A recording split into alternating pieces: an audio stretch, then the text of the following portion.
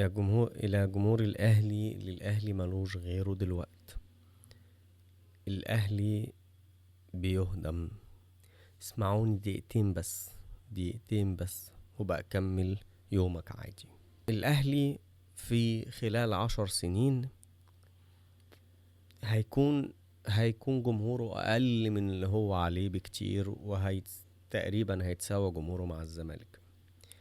الأول عايز أقولك إن جمهور الأهلي هو اللي مخلي الأهلي في المكانة دي، مش أي حاجة تانية، ولا البطولات ولا الكلام ده كله. كل ده بيجي من ورا إن الأهلي له جمهور كبير، والجماهيرية بتجيب الدعاية، بتجيب الرعاية، والرعاية بتجيب فلوس، والفلوس بتجيب لعيبة، واللعيبة بتجيب بطولات. مين ورا ده كله؟ الجمهور. مين أكبر جمهور في الشرق الأوسط؟ هو جمهور النادي الأهلي.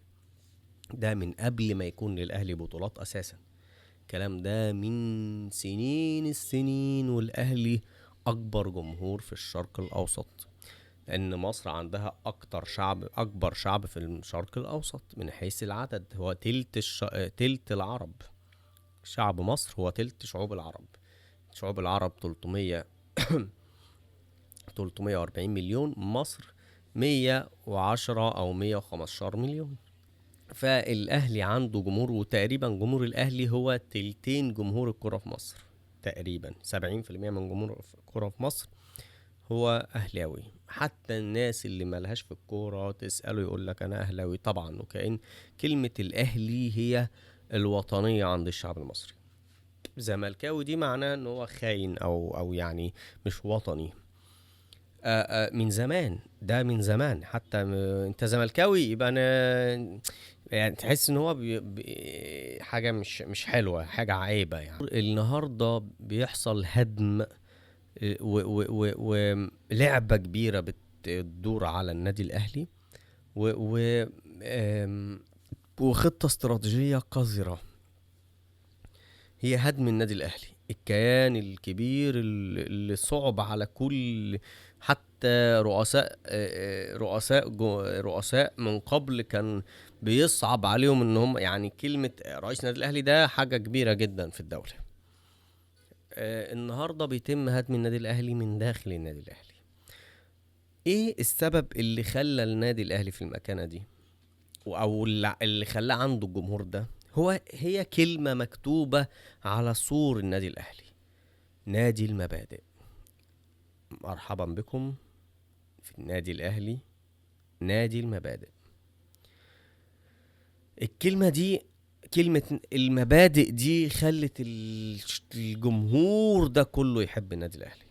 المبادئ اللي حطها صالح سليم، اللاعب اللي بيشتم ما يلعبش معانا مهما كان من هو، اللاعب قليل الادب الكذا ما يلعبش معانا مهما كان من هو، ابراهيم سعيد فلان الفلاني مهما كان من هو. تخيل احنا كان عندنا لعيبة بنمشيها، اللعيبة دي كانت تعمل فرق، لاعب لوحده يعمل فرقة. احنا كنا بنمشي ابراهيم سعيد وهو افضل لاعب في مصر وقتها.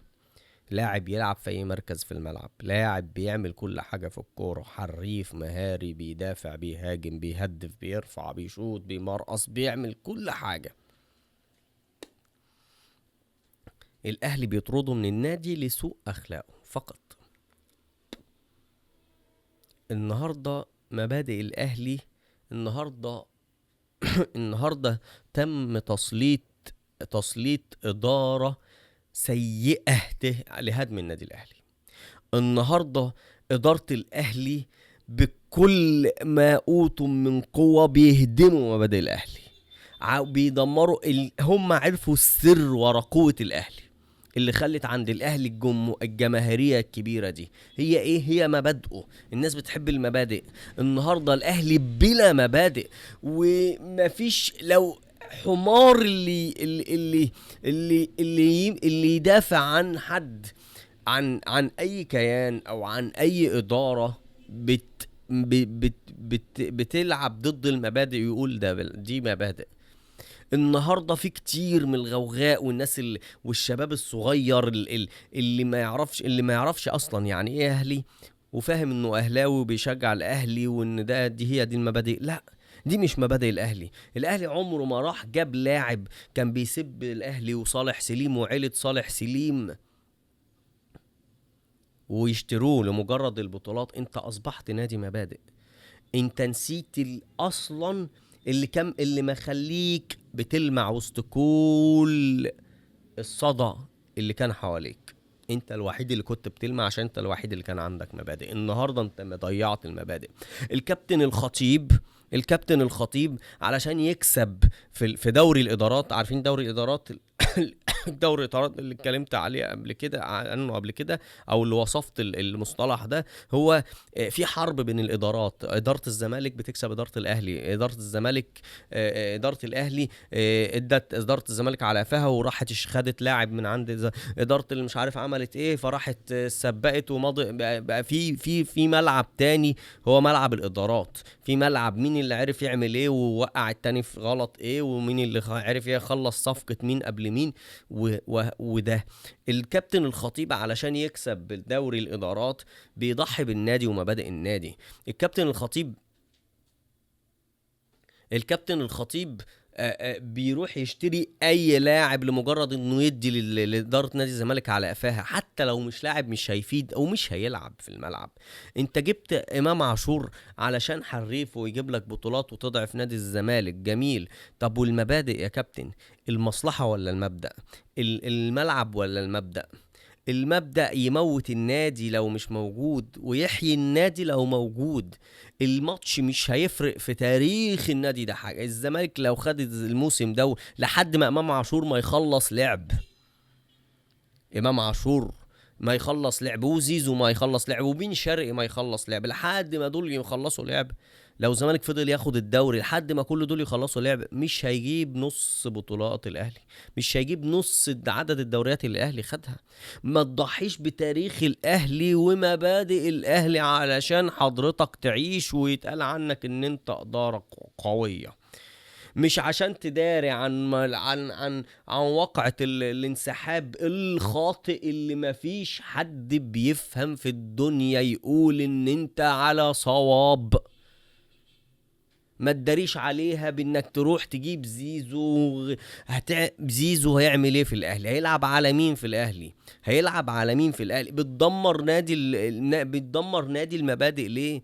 بتدمر المبادئ علشان سنوات قليلة تاخد دوري ولا بطولة ولا كذا، ويا ريتك هتعرف تاخدها. النهاردة انت بتتعادل مع بيراميدز وهو مطرود منه لاعب في كل ماتش، مطرود منه لاعب وبنتش بتعرف تكسبه. يعني بتجيب لعيبة وبتصرف ملايين الملايين وبرضه مش عارف تكسب الفرقة اللي بتنافسك، ولا حتى كسبت الزمالك. فتنا بإيه؟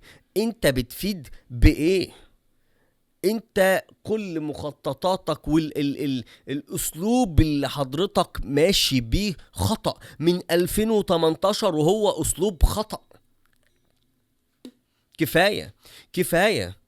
انت بتباصص لنفسك ولانك تعمل تاريخ لادارتك، وانا اكتر ادارة جابت بطولات. ومش مشكلة المبادئ عندك، مش مشكلة مبادئ الاهلي تتحذف تتمسح وهم بيساعدوك في ده وكل مدى. طيب بيغيروا لك اللوائح عشان يدمروا تاريخك. يقول لك بص، يبقى فعلا كان بيكسب بالكوسه والمحسوبيه والتحكيم وغيره. النهارده بقى في سوشيال ميديا، وبقى كل عيل معاه تليفون بيصور وبيعمل. النهارده في سوشيال ميديا لما الماتش بيتشاف مره واتنين وبتعرف ان انت كنت بتكسب بحكم او بتكسب بلاعب انت جايبه من الزمالك، بقى دكتك كلها لعيبه من الزمالك. يتقال عننا ايه؟ يتقال عن نادي زي النادي الاهلي ايه؟ يتقال انه عايش على دم الانديه الاخرى، يتقال انه عايش على قفا الانديه، يتقال انه عايش على ناشئين اللعيبه اللي خارجه من ناشئين الانديه الاخرى. ايه يتقال ايه؟ وده مش بس من النهارده. ماشي، احنا الاسلوب ده حضرتك اعتدت عليه من ايام رئيسك اللي انت كنت النائب بتاعه، حسن حمدي، ان كنت النائب بتاعه في النادي الاهلي، او يعني هو او النادي او النائب بتاعه في في وكالة الأهرام للإعلان. يعني أقصد أقول إن أنت شربت منه كتير. الأسلوب ده كان متبع برضه أيامه، ما كانش متبع قبل كده. هل الأهلي ما كان قبل كده كانوا قبل سنة 2000 كان الناس سابقينه بالبطولات؟ كان غيره سابقه بالبطولات؟ لا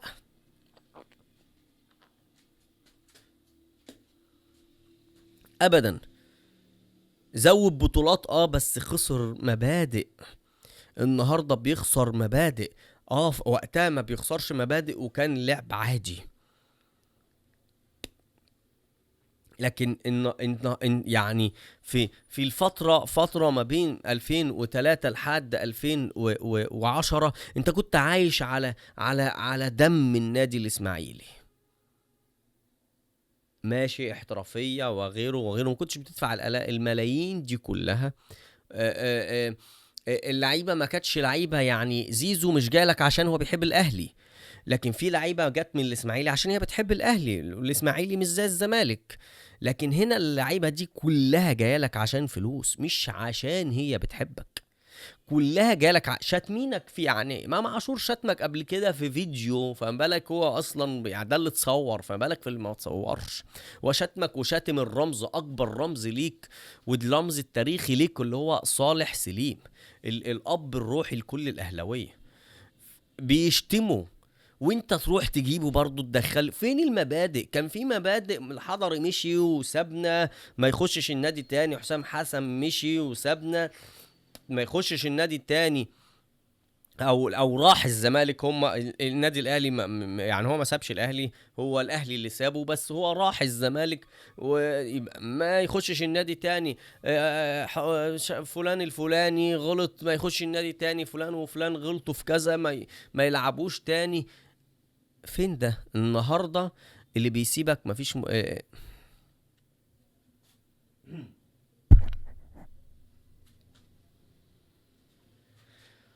النهارده فين المبادئ دي النهارده؟ انت بيشتمك اصلا وانت بتروح تجيبه، مش بيشتمك بعد ما جبته، لا انت رحت جبته بعد ما هو شتمك، وبرضه بيلعب وبرضه بيقل ادب وبرضه بيغلط وبرضه بياخد اللقطه. ابراهيم سعيد كان ايام جوزيه كان لا يجرؤ كان ما عرفش يلبس نظاره في النهائي، اللي يلبس نظاره زي ادجار ديفيدز للمنظره بس.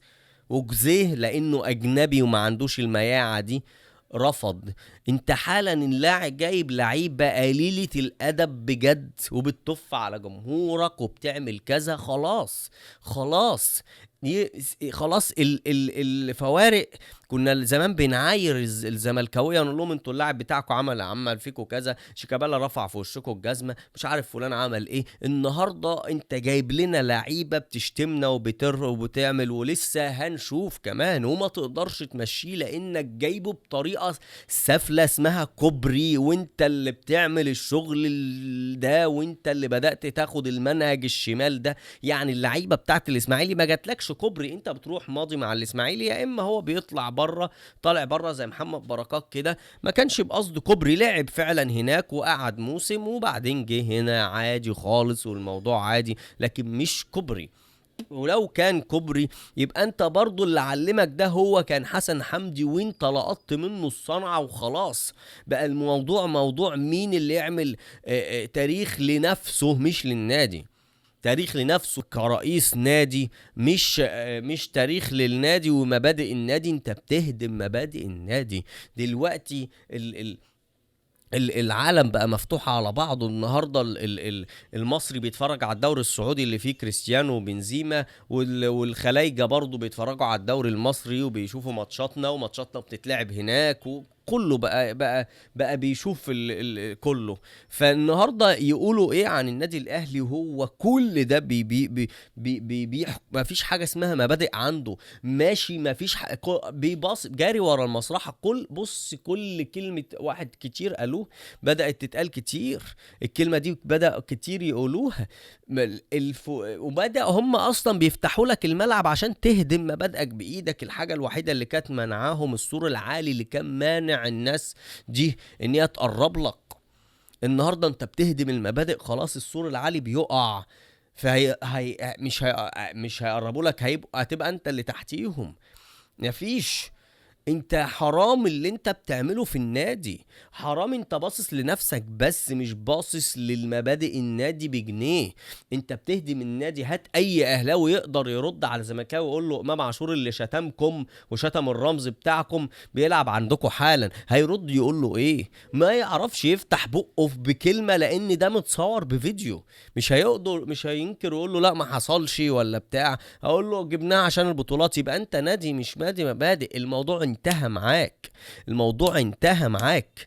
انت ما بقيتش نادي مبادئ بتقع.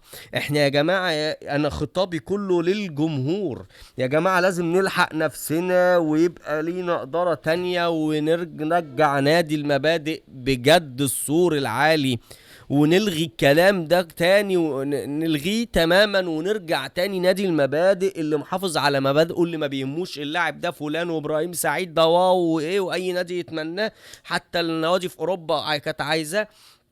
طالما انت قليل الادب امشي، مش عايزينك احنا. لكن النهارده انت بتجيب ملايين لعيبه بملايين الملايين، وبتكوش على اللعيبه، وبرضه انت ما بتكسبش. يعني انت برضه حالا مش كسبان، انت بتخسر مبادئ. ويا ريتك كسبت بطولات، ولو كسبت بطولات انا مش عاوزها مقابل المبادئ. المبادئ اهم، المبدأ بيعيش. البطوله دي هتتجاب تتحط في الدولاب وشكرا، عادي، رقم من الارقام. لكن المبادئ لما حالا العالم كله، العالم العربي كله جميل، يقول لك نادي المبادئ، ما بقتش مبادئ، بقت مباهج. النهارده الدولة بتجيب لك إدارة، بتعين لك إدارة كلها فساد، فساد في فساد، مش فساد إداري، لا فساد يضر النادي الأهلي. القيعي بيقع، الإدارة بتقع في موضوع الرعاية بتاع كوكاكولا اللي هم الشركة اليهودية. والقيعي بيروح يبوظها اكتر ويكره الناس اكتر في الاهلي، ويقول لهم اشتروا منتجات الرعاة بتوعنا. طب انت ما تتكلمش، سيب اللي يشتري، اللي ما اشتراش هو انت مالك؟ وانت هتخليهم يشتروا غصب عنهم؟ اشتروا المنتجات ايه ده؟ ايه ده؟ انتوا بقيتوا انتوا حرفيا مسلطين اداره على الاهلي عشان تخربوا. زي ما يعني الزمالك لو ده فعلا صحيح وبيسلطوا ادارات تخربه، او هم اصلا ادارات فاسده او فاشله بيخربوه اصلا من غير ما يسلطوا، هو كده كده خربان، مش محتاجين حد يخربه. يعني هم كده كده الادارات هناك مش. لكن اداره هنا في الاهلي حالا بايظه بايظه. هم مسلطين اداره متعينه كده عشان تهدم اهم حاجه في الاهلي اللي خلته في المكانه دي. ايه هي؟ المبادئ. انا بس عايزك تدمر لي المبادئ، بعد كده خلاص مش هيبقى الاهلاوي حاسس بفخر ان هو بيتكلم عن من الاهلي مبادئ الاهلي. النهارده خلاص مفيش مبادئ، وزيه زي اي نادي وبتاع. هيبقوا واحد. كمان 10 سنين هتبدا تلاقي ان الزملكاويه بقوا زي الاهلاويه دول، في العدد كمان بقوا دول زي دول. ليه؟ لان ده هيزيد. الزمالك والنادي المظلوم والنادي، ما ده الصوره اللي محطوطه. والتاني النادي الفساد، والنادي اللي فيه كذا، والنادي اللي ما عندوش مبادئ، والنادي اللي بيروح يجري يعمل كباري اللعيبه، والنادي اللي بيعمل كذا، والنادي اللي مش همه ان هو رموزه تتشتم. الاب الروحي للنادي هو اللي يتشتم. صالح سليم ده يعتبر ده مفتتح النادي ده لان عيلته اصلا، الارض دي كانت بتاعت عيلته، يعني النادي صاحب النادي من الاخر يعني. ففين طيب؟ انت بالراجل بيشتم، باللاعب بيشتم الرمز بتاعك ده، وانت جايبه برضه. انت همك على نفسك يا خطيب، مش همك على غيرك. اللي سبقك مش مشكله، انت مش حاطه في اعتبارك. اللي سبقوك في الكرسي اللي انت فيه ده، مش حاططهم في اعتبارك. انت عايز تعلي على اللي قبلك وعلى اللي بعدك من حيث بس الارقام. لكن مش مشكله معاك مبادئ، ولا مين يشتتم ولا مين ما يتشتمش. انت لو هو شتمك انت ما كنتش هتجيبه، لكن هو شتم صالح سين اللي هو اعلى منك عند الاهلاويه، لانه ده الاب الروحي للاهلي ومبادئ الاهلي، وده اول واحد حط اسس لحاجه اسمها مبادئ الاهلي، وعمل كلمه كيان المبادئ ده. هو عندك مش فارق عندك. هو بيتشتم، وانت بتجيب اللاعب اللي شتمه يلبس الفانيلا الحمراء. تخيل. فكروا فيها. عايز يا جماعة الاهلي، صدقني النهاردة لو ما سمعتش مني وحاولت تطالب برحيل الخطيب وتغيير مجلس الإدارة وتعيين مجلس إدارة محترم يحافظ يرجع المبادئ تاني ويحافظ على المبادئ اللي حطها صالح سليم، أراهنك إن 10 سنين 15 سنة بالكتير تعرف إن الأهلي وقع وقعة كبيرة مر عليها 15 سنة، وواحد قال لك إنه هيقع الوقعة دي لأن باينة خالص إن هم بدأوا يدمروا في مبادئ الأهلي، وأنت ما وقفتش. النهارده بعد 15 سنة بالكتير هتشوف ان الاهلي وقع جماهيريا وشعبيا واعلامي كله. ليه؟ المبادئ وقعت. يوم ما توقع المبادئ يقع الكيان. دي قاعدة. انما الامم الاخلاق ما بقيت، اينما ذهبت اخلاقهم ذهبوا.